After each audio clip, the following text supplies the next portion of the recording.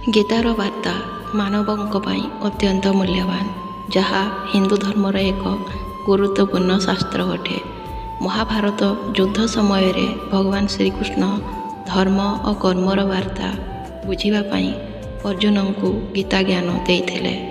ଏହି ପୁସ୍ତକରେ ଦିଆଯାଇଥିବା ନୀତି ଏବଂ ମାର୍ଗଦର୍ଶନ ସହିତ ଜଣେ ବ୍ୟକ୍ତି ନିଜ ଜୀବନରେ ସଠିକ୍ ନୈତିକତା, ଧାର୍ମିକତା ଏବଂ ସର୍ବୋଚ୍ଚ ମାନବିକ ମୂଲ୍ୟବୋଧ ଆଡ଼କୁ ଯାଇପାରିବ।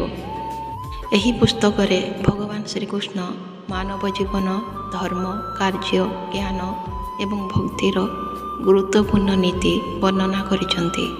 ଗୀତା କର୍ମଯୋଗ, ଭକ୍ତିଯୋଗ ଏବଂ ଜ୍ଞାନଯୋଗ ପରି ବିଭିନ୍ନ ଯୋଗକୁ ବର୍ଣ୍ଣନା କରନ୍ତି, ଯାହା ମାନବ ଜୀବନକୁ ଏକ ଉଚ୍ଚ ସ୍ତରକୁ ନେବାର ବାଟ ଦେଖାଏ। ଏଥିରେ ସାମଗ୍ରିକ ବ୍ୟକ୍ତିର ବିକାଶ ପାଇଁ ମାର୍ଗଦର୍ଶନ ରହିଛି, ଯାହାଦ୍ୱାରା ସେ ତାଙ୍କ ବିବେକକୁ ବୁଝିପାରିବେ ଏବଂ ସଠିକ୍ ନିଷ୍ପତ୍ତି ନେଇପାରିବେ। ଜୀବନରେ ଲୋକଙ୍କୁ ମାର୍ଗଦର୍ଶନ ପ୍ରଦାନ କରେ।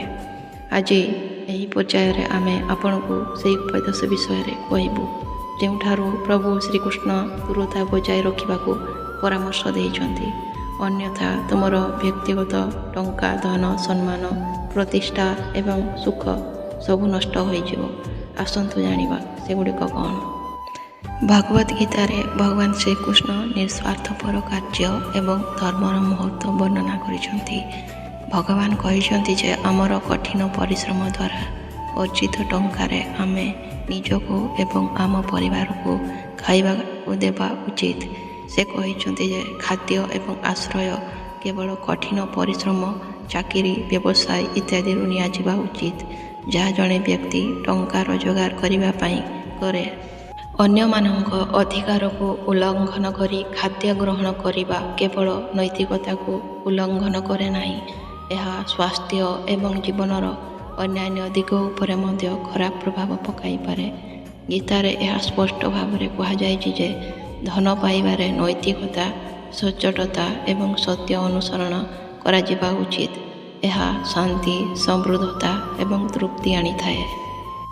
ଭଗବତ ଗୀତା ଅନୁଯାୟୀ ଧନ ହାସଲ କରିବାରେ ପ୍ରତାରଣା କିମ୍ବା ଜାଲିଆତି ଜୀବନକୁ କ୍ଷତି ପହଞ୍ଚାଏ। ଏହିପରି ଧନ ପିଲା, ସମାଜ ଏବଂ ନିଜକୁ କ୍ଷତି ପହଞ୍ଚାଏ। ଭଗବତ ଗୀତାରେ ସଚ୍ଚୋଟତା ଏବଂ ନୈତିକତାକୁ ଗୁରୁତ୍ୱ ଦିଆଯାଇଛି, ତେଣୁ ଏହା କରିବାଠାରୁ ଦୂରେଇ ରୁହନ୍ତୁ। ଅନ୍ୟ ନାରୀ ଉପରେ ଖରାପ ଆଖି ପକାଇବା ସାମାଜିକ ଏବଂ ନୈତିକ ଦୃଷ୍ଟିକୋଣରୁ ବହୁତ ଭୁଲ ଅଟେ। ଏହା କେବଳ ସେହି ବ୍ୟକ୍ତିଙ୍କୁ ବଳିଦାନ ଦେଇନଥାଏ, ବରଂ ଏହା ଆପଣଙ୍କ ପ୍ରାଣକୁ ମଧ୍ୟ କ୍ଷତି ପହଞ୍ଚାଇଥାଏ। ଅନ୍ୟ ଜଣେ ମହିଳାଙ୍କ ସହ ସମ୍ପର୍କରେ ସମ୍ମାନ, ସତ୍ୟ ଏବଂ ଆପୋଷ ବୁଝାମଣା ଅତ୍ୟନ୍ତ ଗୁରୁତ୍ୱପୂର୍ଣ୍ଣ। ଭଗବାନ ଶ୍ରୀକୃଷ୍ଣ କହିଛନ୍ତି ଯେ ସମସ୍ତେ ମା' ପରି ଅନ୍ୟ ଜଣେ ମହିଳାଙ୍କୁ ସମ୍ମାନ ଦେବା ଉଚିତ।